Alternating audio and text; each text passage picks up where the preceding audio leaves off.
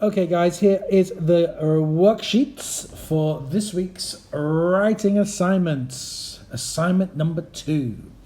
We are learning about purpose and audience and how to write for a specific purpose and for a specific audience. Okay, before you begin a piece of writing, you need to know what is the purpose of the writing. Is it to entertain someone? Is it to describe something? Are you trying to persuade or inform? And who is the audience? Who are you writing it for? Are you writing it for me? Are you writing it for somebody your own age or someone you don't know or young children? You've got to decide on why you're writing it, what is its purpose, and who you're writing it for. Each piece of writing can have a different purpose and audience, so you may need to write in a different style. And this is what it's about, guys. Styles of writing. You are going to create 2 short pieces of writing about a wildcat of your choice in different styles.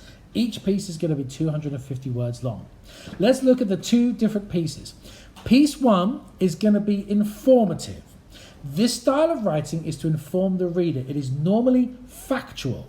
So the first thing you've got to do is say to yourself, right, which wildcat am I going to write about?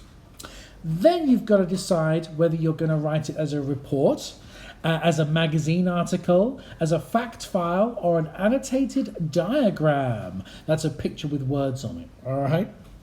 That's what an annotated diagram. Annotate means to draw on.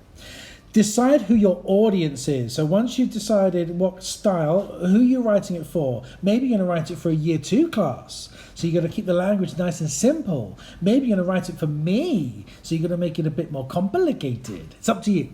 Research the wildcats you have chosen and make notes. So you're going to look out for how big is it, what does it eat, where does it live, maybe some more things. Don't just keep it to those 3. Do some little bit of research on your cat.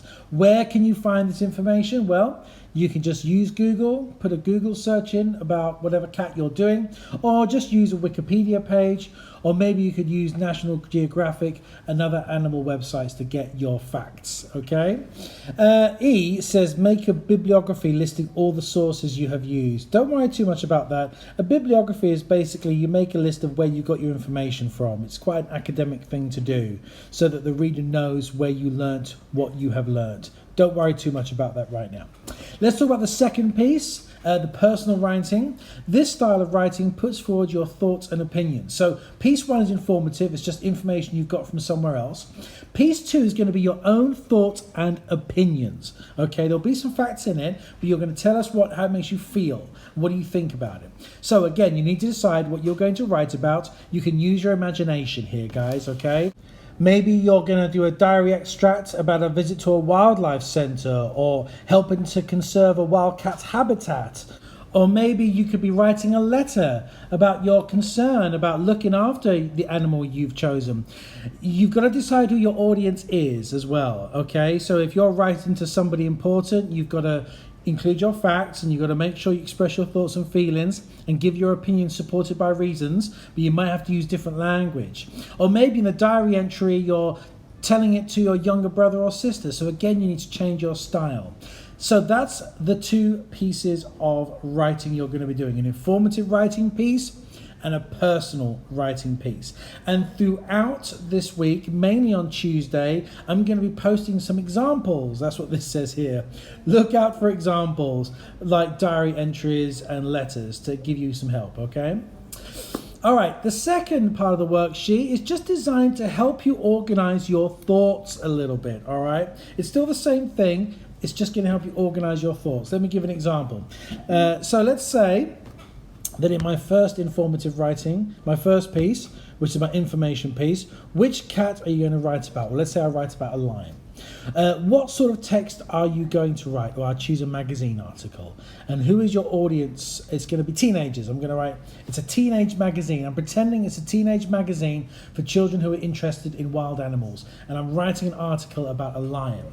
So I'm going to research my key facts. I'm going to find out that a male lion is the head of the pride. and that female lions are called lionesses. I'm going to find out how much it weighs, how big it grows, what kind of diet it has, whereabouts in the world it lives, how does it hunt, how does it look after itself and all its family. I'm going to get all this information, and then I'm going to use my notes and I'm going to write my informative piece, except we're not doing it as an exercise book.